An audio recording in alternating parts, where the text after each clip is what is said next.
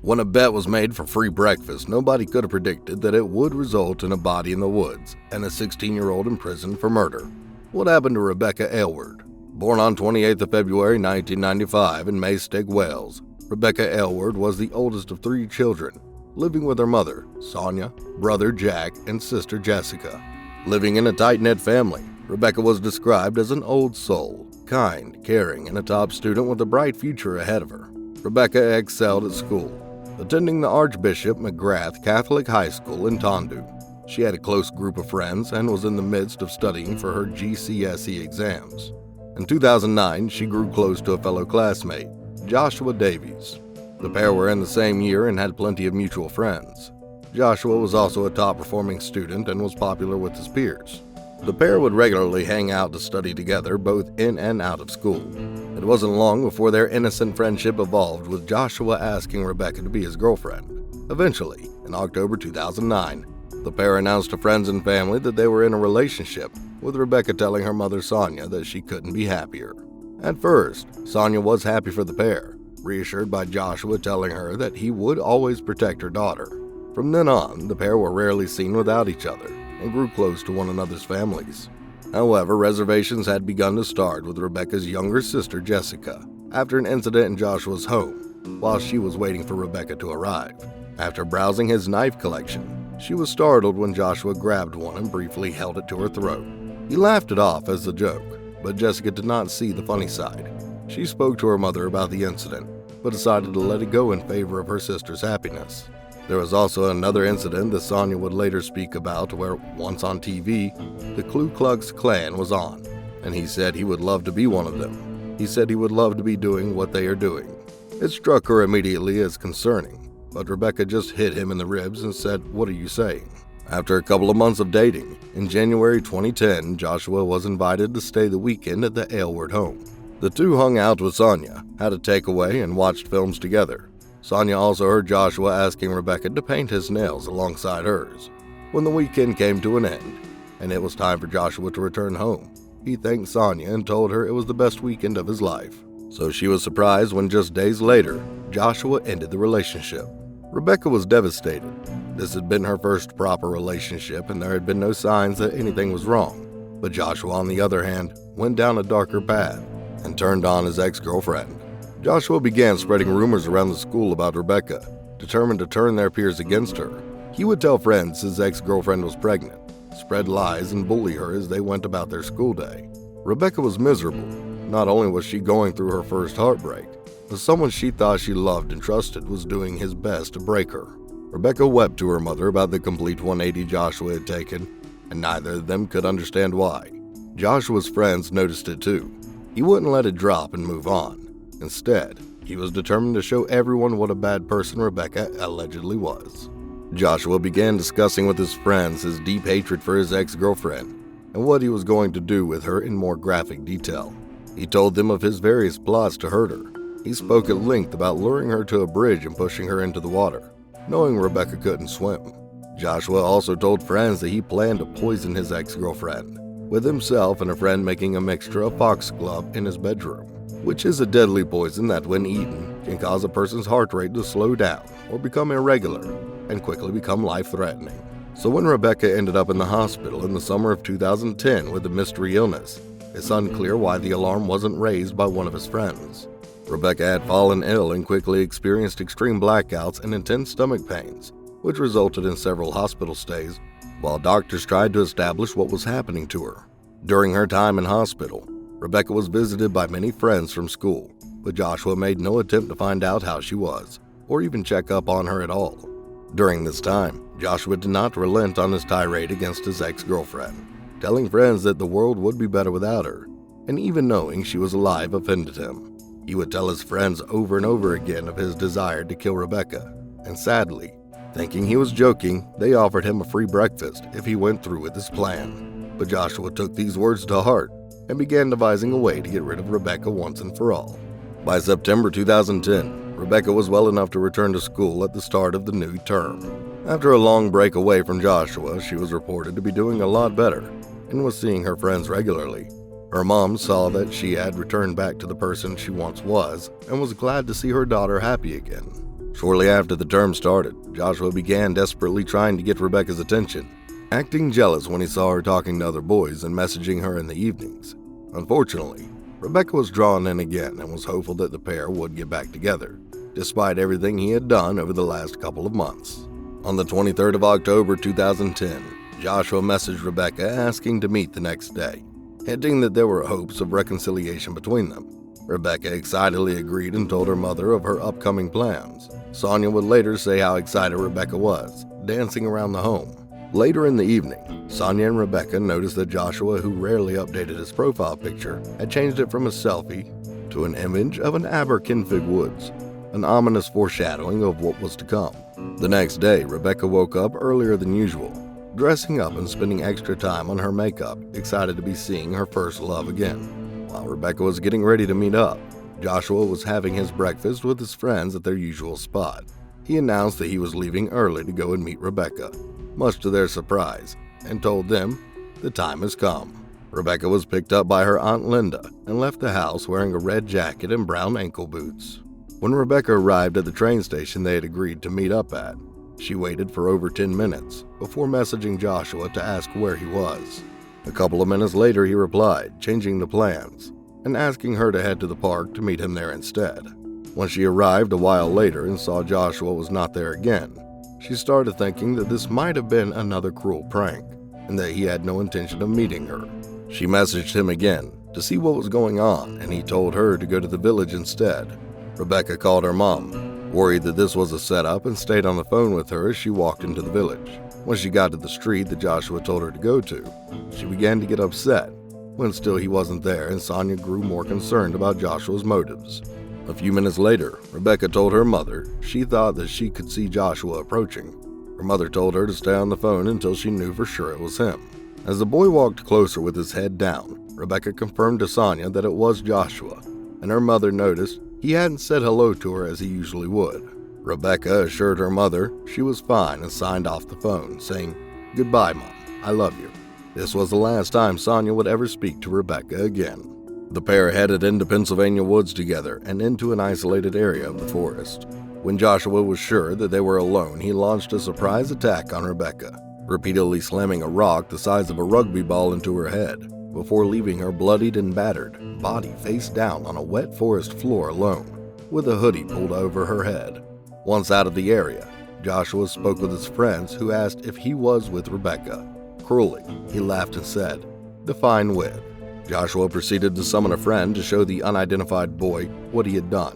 When the pair arrived at the scene, the boy, known only as Boy B, saw Rebecca's lifeless body face down with her arms splayed out. The boy would later describe it as walking into a cold shower. He was unable to speak. The reality of what had happened, what all of his friends' jokes had finally led to, had dawned on him. Joshua, while shaky, didn't appear to show any regret over his crime, turning to his friend and saying, "Do you know how hard it is to break someone's neck? She was facing away from me and I thought, this is it. I'm going for it. I tried to break her neck. She was screaming, so I picked up the rock and started to hit her with it. The worst part was feeling and seeing her skull give way." After this, Joshua went to his grandparents' home and continued to text Rebecca as if they had not met, trying to cover his tracks, even posting a Facebook status that he was chilling with friends. He then had a cup of tea and sat down with his family to watch Strictly Come Dancing and the film No Country for Old Men. Joshua would later send a cryptic text to the rest of his friends. "I think you might owe me that breakfast now." What his friends replied was even more chilling.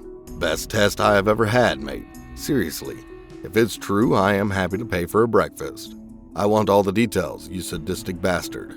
Later that day, Rebecca's aunt, who had agreed to take her home, contacted Sonia and told her she had not heard from Rebecca, that she was growing concerned and it was getting late.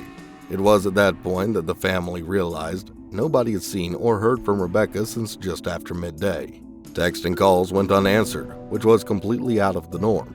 She was always on her phone and alarms were raised when Sonia contacted her friends, who said they also hadn't heard from her daughter. Sonia decided to go straight to the person Rebecca was last with and called Joshua at his grandparents' home to ask where her daughter was. On the call, Joshua told Sonia that he had got stuck at his grandparents' house and had to cancel his plans with Rebecca. Sonia was immediately suspicious, and she had asked Rebecca 3 times on their last call if she was definitely with Joshua Davies. but now he was denying ever meeting Rebecca that day. By 7 p.m., there was still no sign of Rebecca, and the police were called. Initially, they did not put a lot of stock into Sonia's missing person report, telling her that they had been having a lot of reports of an underage party going on close by, asking Sonia if it was possible Rebecca could be in attendance. But Sonia insisted that this was not like her daughter.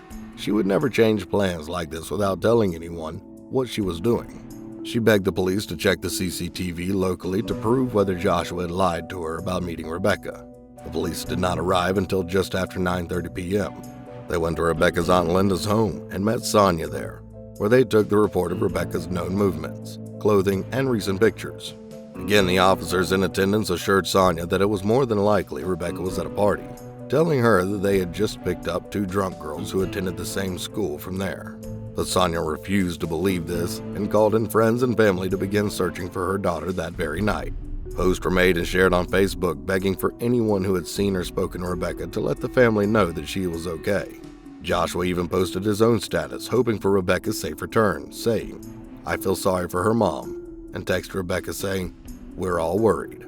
Sonia and other family members were out until 3 in the morning searching in the bitter cold. The police were still insisting she was at a party. They told Sonia they wouldn't be able to track her phone or send a helicopter out to search until she had been gone for over 24 hours, even after Sonia told the police about Rebecca's recent blackouts and hospitalizations. By the next day, the search widened and a large group was formed to go to Aberkenfig, walking the streets and going up to passerbys to see if they had seen the missing Rebecca. Linda continued calling Rebecca, leaving voicemail saying, "Beck, you've got to get in touch now. The police are involved. Even if you were drunk, it's okay. You can come to my house." Eventually, however, Rebecca's phone started going straight to voicemail instead of ringing out. Wherever her phone was, her battery had gone flat. Unable to cope with the guilt, Boy B cracked and confessed what he had seen to his parents. They alerted the police, and Boy B led them to Rebecca's body and confessed everything about what he knew from the day before.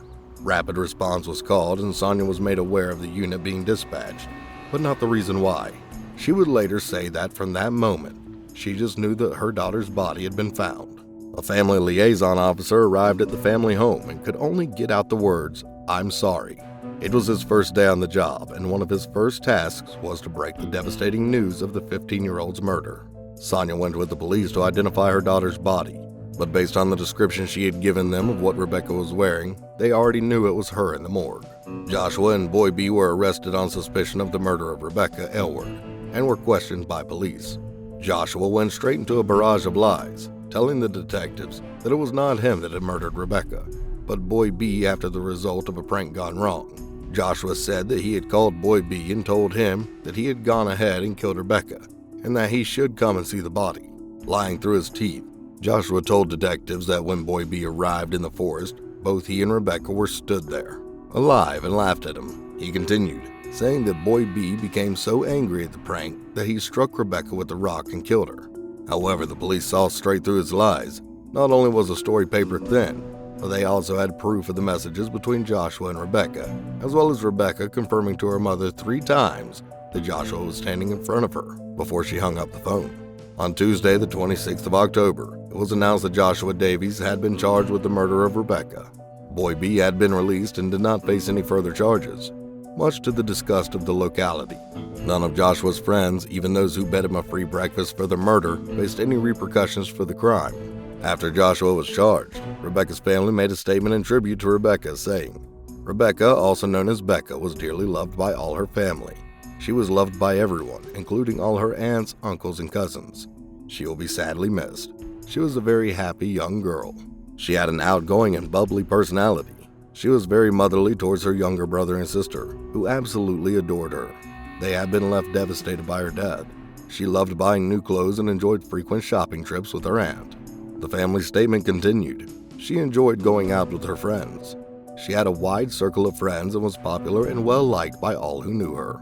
All the family have been shattered by her death. As a family, we are all devastated by her untimely death and wish to be left alone to deal with our grief in private. Becca can never be replaced. Rebecca's funeral was held on 18th of November 2010. A mass was held at Our Lady in St. Patrick's Church in Maesteg, and she was buried in Maesteg Cemetery. The service was packed, with many people having to stand in order to fit everyone. The family laid roses in the church with messages attached in honor of Rebecca. Her sister Jessica wrote, "Rest in peace, Angel. I will see you soon. Love you lots," and also left a letter and her communion brooch in her coffin. In July 2010, Joshua Davies' trial began in Swansea Crown Court. The 4-week-long trial saw Joshua deny his involvement in the murder, forcing Sonia to hear the gruesome details of her daughter's death, as presented by the prosecution. In a statement, she described Joshua as pure evil, pleading with the court to sentence him to life imprisonment for his crime. The jury heard how Rebecca had died of severe head injuries, and medical experts described the sheer severity and amount of times Joshua would have hit Rebecca to cause the impact that he did. Joshua was reported to have been unfazed by the proceedings and would later compare himself to Amanda Knox, adamant of his innocence. However, on the 27th of July 2011, the jury began their deliberations and found Joshua guilty on a 10-2 majority. Joshua was sentenced in September 2011 to serve 14 years in prison for the premeditated murder of Rebecca Aylward. Sonia has fought hard to keep Joshua in prison, saying that there is no doubt in her mind that he will kill again. In 2018, Joshua was once again in the news after he decided to seek out his probation officer and finally confessed to the crime, telling them that he murdered Rebecca alone and had no help, reneging on his previous lies in custody and at trial. This has provided little closure to Sonia, who has spoken out against him, saying that he was only confessed in hopes of gaining early release from prison. Sonia has spoken openly both online and in the media about her hatred for Joshua, even going so far as to ask for the death penalty to be brought back in order for him to receive justice. In 2014, Sonia wrote and released a book titled, "Bye, Ma'am, I Love You," in tribute to the last words her daughter ever said to her, which describes the events and the aftermath of her daughter's death. Joshua Davies is still in prison, and while he is still trying to secure an early release, he remains behind bars, with the comfort of social media and a PlayStation, all while Rebecca Aylward lost her life, pursuing what she believed to be the love of her life.